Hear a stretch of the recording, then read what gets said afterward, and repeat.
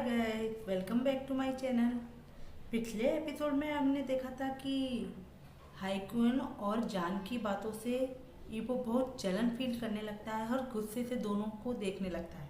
अब आगे दोनों भाई हाइक्यून के ऑफिस में चले गए। ईबो ने दरवाज़ा बंद किया और हाइक्यून की तरफ जाने लगा। इससे पहले कि ईबो कुछ करता, हाइक्यून ने पूछा, अब क्या हो गया? मैंने क्या कर दिया यार कि तू मेरे साथ ऐसे बिहेव कर रहा है? मतलब what I did? Why are you behaving in that वे?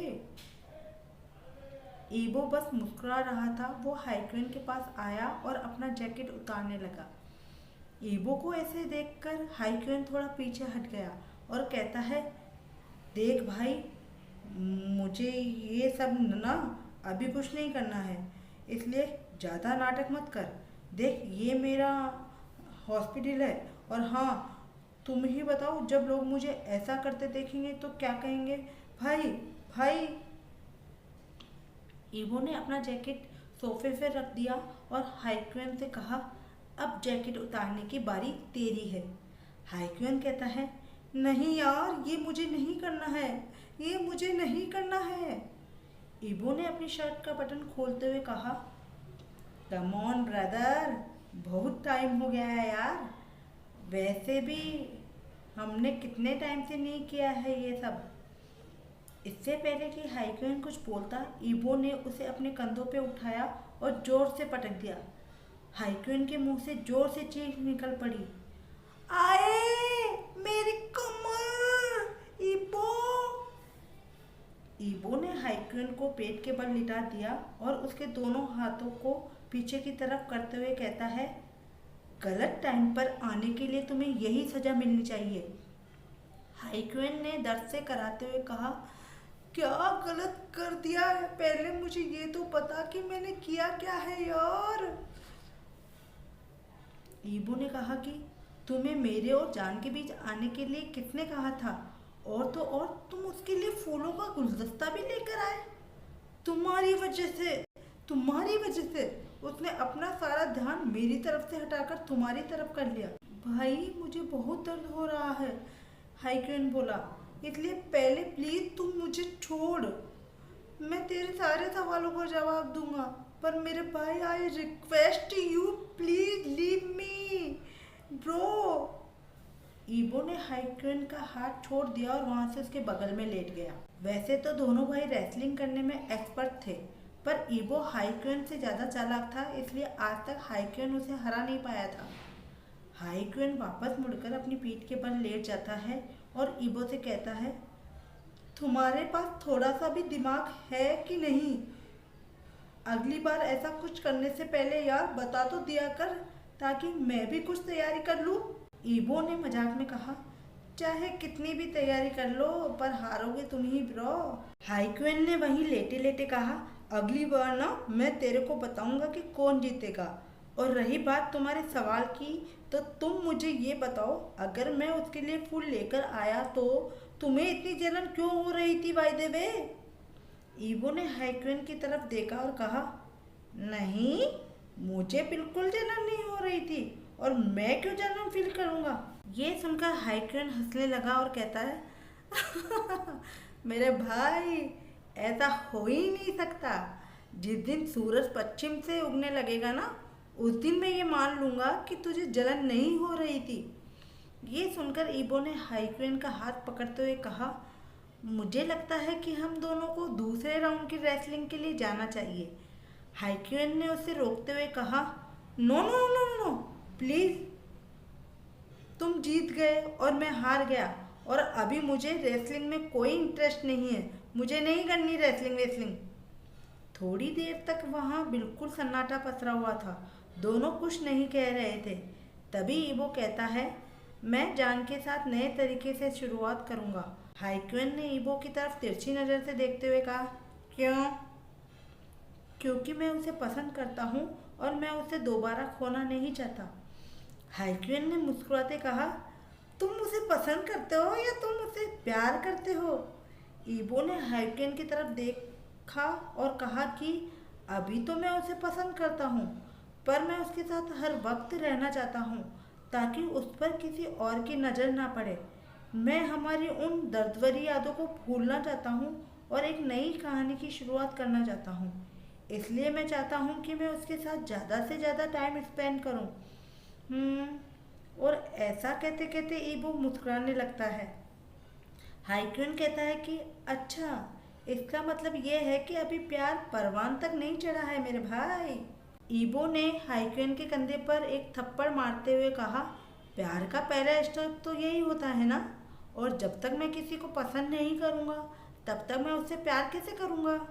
या तुम ये कह रहे हो कि मैं किसी दूसरे एक्सीडेंट का वेट करूं और फिर मैं कोमा से बाहर निकलकर ये रियलाइज करूं कि ये लड़का मेरे लिए कितना इम्पोर्टेंट है। मैंने एक बार पहले उसे खो दिया था, इसलिए मैं उसे खोना नहीं चाहता और इस बार मैं उसे खोने नहीं दूंगा। इतनी छोटी सी जिंदगी में कभी कभी इंतज़ार करने की बजाय खुद से कोशिश कर लेनी चाहिए। इसलिए मैं जानता हूँ कि चाहे मैं उसे पसंद करता हूँ या शायद उससे प्यार करता हूँ, पर मैं उसे पूरी ज़िंदगी अपने पास संभाल कर, सहेज कर, प्यार से रखना चाहता हूँ। हाइक्यून उठकर बैठ गया। ये सब सुनना उसके लिए बहुत ही अमेजिंग था। फिर वो कहता है, चलो, इस बात की मुझे खुशी है कि तुमने प्यार की तरफ एटलीस्ट पहला स्टेप तो लिया। ईबो चौंक कर हाइक्वेन की तरफ देखने लगता है और कहता है, सच में। हाइक्वेन ने जवाब दिया, हाँ, मुझे इस बात की खुशी है कि आखिर तुम्हें चीज़ें समझ में तो आती है। जान एक बहुत अच्छा लड़का है। वो उन लड़कों में से बिल्कुल नहीं है जो बस पैसे के लिए प्यार का नाटक करते हैं। और तुम्हारी एक बेस्ट फ्रेंड भी तो है जो हमेशा तुम्हारे आगे पीछे घूमती रहती है। ये सुनकर ईबो हंसने लगता है और कहता है, वो मेरी बेस्ट फ्रेंड नहीं है, वो तो बस एक बिजनेस पार्टनर है और उससे मिले हुए तो मुझे काफ़ी टाइम हो गया है। आई गेस काफ़ी साल हो गए हैं बल्कि। तभी हाइक्वेन ने पूछा, अच्छा ये बताओ कि जान के लिए तुम्हारा अगला प्लान क्या है। मैं तो कहता हूँ कि तुम इस बात का ज़रूर ध्यान रखना कि तुम उसे किसी भी तरह से गुस्सा ना दिलाओ, क्योंकि अगर तुमने एक छोटी सी भी गलती की तो इस बार वो तुम्हें नहीं छोड़ेगा। हाइक्वीन की बात से सहमत होते हुए ईबो कहता है, हम्म, तुम सही कह रहे हो ब्रो। अगर 7 साल पहले उस लड़के में उतनी क्षमता थी तो आज तो वो कहीं ज़्यादा है, इसलिए शायद मुझे संभल कर रहना पड़ेगा। हाइक्वीन ने मजाक में कहा, हाँ, अगर तुम इस बात का ध्यान नहीं रखोगे ना तो किसी दिन टेबल के नीचे बैठकर वो तुमसे ही बदला ले रहा होगा। तभी दोनों भाई उस दिन को याद करने लगे जब जान अचानक अपने रूम से गायब हो गया था। ईबू ने मन ही मन कहा कि कुछ भी कहो, पर उस दिन वो बहुत ही सुंदर लग रहा था। ऐसा लग रहा था जैसे कोई योद्धा लड़ाई के मैदान में जा रहा हो। हाइक्वेन ने हंसकर कहा, अच्छा सुन, अगर तुझे जान का दोबारा वही अवतार देखना है ना तो जा और जाकर उसे किस करो। मुझे भरोसा है कि तुम्हें फिर उसका गुस्सा वैसा ही दिखेगा। फनी था यार। वैसे हाँ, ये सारी बातें छोड़ो, पहले ये बताओ कि तुम्हारा अगला प्लान क्या है। ईबो ने जवाब दिया, इस बार मेरा कोई प्लान नहीं है और ना ही मैं कोई प्लान बनाऊंगा। सिचुएशन जैसी होगी उसके हिसाब से शायद प्लान अपने आप बनते चले जाएं। हाइक्वेन एकदम शॉक्ड था और कहता है, are you sure? I mean तुम सच में श्योर हो? ईबो ने हाइक्वेन का गाल पकड़ते हुए कहा, हाँ यार, बस तू देखता जा मैं आगे क्या क्या करता हूँ। तभी एक नर्स ने दरवाज़ा खटखटाया और अंदर आ गई। वो किसी पेशेंट के बारे में हाइक्वेन को बताने आई थी और उसने जैसे ही हाइक्वेन और ईबो को देखा तो कहने लगी, I am so sorry sir, I am really sorry. इतना कहकर वो रूम से बाहर भाग गई। असल में नर्स ने देखा कि ईबो का जैकेट सोफे पर पड़ा हुआ है और उसकी शर्ट के बटन खुले हुए थे। वहीं हाइक्वेन के बाल भी बिखरे हुए थे और दोनों फर्श पर एक साथ बैठे हुए थे। वहीं ईबो ने हाइक्वेन का गाल भी पकड़ रखा था, इसलिए नर्स को लगा कि दोनों के बीच में कुछ गड़बड़ चल रही है।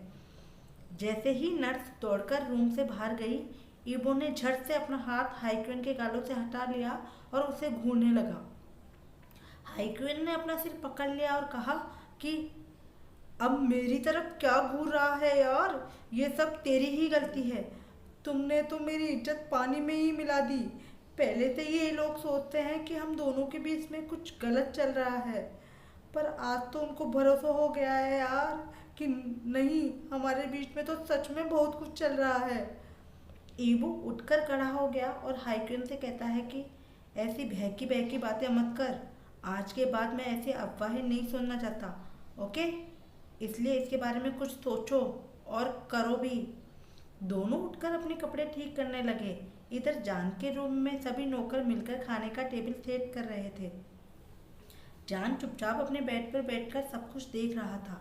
खाने की खुशबू ने उसे इतना ज़्यादा एक्साइट और अट्रैक्ट कर दिया था कि वो बेड से उठकर टेबल के पास चला गया और देखने लगता है कि खाने में क्या क्या है। खाने में सारी उसकी फेवरेट डिशेस थी और वो सारी एक साथ टेबल पर लगी हुई थी। इतना इतना सारा खाना देखकर जान के मुंह में पानी आ गया। तभी वहाँ पर खड़ा एक आदमी कहता है, प्लीज़ सर, आप बैठ जाइए, मैं आपके लिए खाना परोस देता हूँ। वो कोई और नहीं था, वांग मेंशन के केयरटेकर शी हुआंग अंकल थे। जान कुर्सी पर बैठ गया और कहता है, हाँ प्लीज़, मुझे थोड़ा ऑरेंज जूस भी दीजिएगा। हुआंग अंकल तरह तरह का खाना जान की प्लेट में डालने लगते हैं। थोड़ी देर बाद जान कहता है, थैंक यू अंकल, अगर मुझे और चाहिए होगा तो मैं खुद ले लूँगा। आप प्लीज़ परेशान ना होइए। हुआंग अंकल मन ही मन मुस्कुराने लगते हैं और जाते जाते ये सोचने लगते हैं कि कहीं ये ही सर आगे चलकर फ्यूचर में हमारे दूसरे मालिक तो नहीं बनेंगे ना। जान खाना खाते खाते अपना फ़ोन निकालकर वेंचाओ के बारे में न्यूज़ चेक करने लगता है। सारे न्यूज़ चैनल पर वेंचाओ और उसकी कंपनी के बारे में ब्रेकिंग न्यूज़ चल रही थी। जान एक एक करके सभी न्यूज़ पढ़ने लगता है। वेंचाओ का नाम इनलीगल ड्रग्स ट्रैफिकिंग में आया था, इसलिए पुलिस ने उसकी सारी जगहों पर छापा मारने का आदेश दिया था। वेंचाओ के पापा को हार्ट अटैक आने की वजह से हॉस्पिटल में एडमिट कराया गया था और उनकी हालत अभी भी बहुत ख़राब थी। पूरे बिजनेस इंडस्ट्रीज में उनकी मदद के लिए कोई भी आगे नहीं आ रहा था और ना ही कोई उनकी सपोर्ट में बोल रहा था। उसके फैमिली के बाकी लोगों का कनेक्शन अंडरवर्ल्ड से होने की वजह से उनको भी गिरफ्तार कर लिया गया। बहुत सारी महिलाओं ने आगे आकर ये आरोप लगाया कि वेंचाओ ने उनके साथ यौन शोषण भी किया है। सभी जगह इस तरह की खबरें चल रही थी। जान मन ही मन सोचने लगा कि ये सब इतना जल्दी कैसे हो गया? कहीं ऐसा तो नहीं है कि मेरे पीछे पीछे कोई ये सब कर रहा है? जान अपने ख्यालों में खोया हुआ था कि तभी उसे एक जानी पहचानी सी आवाज़ सुनाई दी। तुम्हें पहले अपना खाना खत्म करना चाहिए, उसके बाद अपना फ़ोन देखना चाहिए था। खाने की टेबल पर फ़ोन लाना अच्छी आदत नहीं है। जान उस आवाज़ की तरफ मुड़कर देखने लगता है। जान ने देखा कि उसके सामने ईबो खड़ा था। उसने मुंह बनाते हुए मन ही मन कहा, पता नहीं ये नकचढ़ा कहाँ से आ जाता है, शांति से खाना भी नहीं खाने देता है। जान के चेहरे के एक्सप्रेशन देखकर ईबो मन ही मन कहता है, अच्छा तो तुम मुझसे बात नहीं करोगे, देखता हूँ कब तक मुझसे मुंह फुलाकर बैठते हो। जान अभी भी अपने फ़ोन में व्यस्त था। अचानक ही ईबो ने उसके हाथों से फ़ोन छीन लिया और सामने वाली कुर्सी पर जाकर चुपचाप बैठ गया। वो टेबल पर रखे खाने की तरफ देख रहा था। सर जी, मैं आपके लिए खाना परोस देता हूँ, ईबो ने जवाब दिया। नहीं अंकल, आप तकलीफ़ मत कीजिए, मैं खुद ही निकाल लूँगा। इतना सुनकर ही हुआंग अंकल वहाँ से बाहर चले गए। ईबो एक प्लेट में खाना निकाल कर खाने लगता है। वो कोशिश कर रहा था कि वो जान की तरफ एक बार भी ना देखे और दूसरी तरफ जान लगातार उसे घूर रहा था। उसे समझ ही नहीं आ रहा था कि ईबो आखिर ऐसा कर क्यों रहा है। उसने मन ही मन कहा, देखो इस नकचढ़े को, इसके चेहरे को देखकर ऐसा बिल्कुल भी नहीं लगता कि इसके अंदर इतना बड़ा बदतमीज लड़का छिपा है। मुझसे बिना पूछे ही मेरा फ़ोन छीन लिया। अगर इसने मेरा फ़ोन चुपचाप वापस नहीं किया ना, तो मैं ना इसे बिना सबक सिखाए ना चुप नहीं बैठूंगा। लगता है इसके घर में सब ऐसे ही हैं। एक इसका छोटा भाई युआन, जो सुबह से लेकर शाम तक बंदर की तरह उछल कूद करता रहता है, और एक ये महाशय उससे भी ज़्यादा गए गुजरे। लगता है ये लोग खानदानी बीमार है।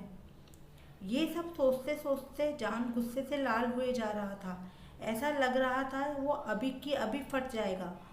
इधर ईवो चुपचाप अपनी कुर्सी पर बैठा हुआ अपनी प्लेट की तरफ देख रहा था। उसने मन ही मन कहा, अब मैं देखता हूँ कि तुम कितनी देर मुझसे बात नहीं करते हो। तुम्हें अपना फ़ोन वापस लेने के लिए कुछ ना कुछ तो कहना ही पड़ेगा। तभी ईबो ने मजाक में कहा, मुझे पता है कि मैं बहुत हैंडसम हूँ, पर अगर तुम मुझे इसी तरह घूरते रहोगे तो तुम्हें मुझसे प्यार हो जाएगा। ये सुनकर जान चौंक जाता है। उसने मन ही मन कहा कि मैं तुम्हें ना बहुत करारा जवाब दूंगा। और फिर वो कमरे में चारों तरफ देखने लगता है और कहता है, हैंडसम?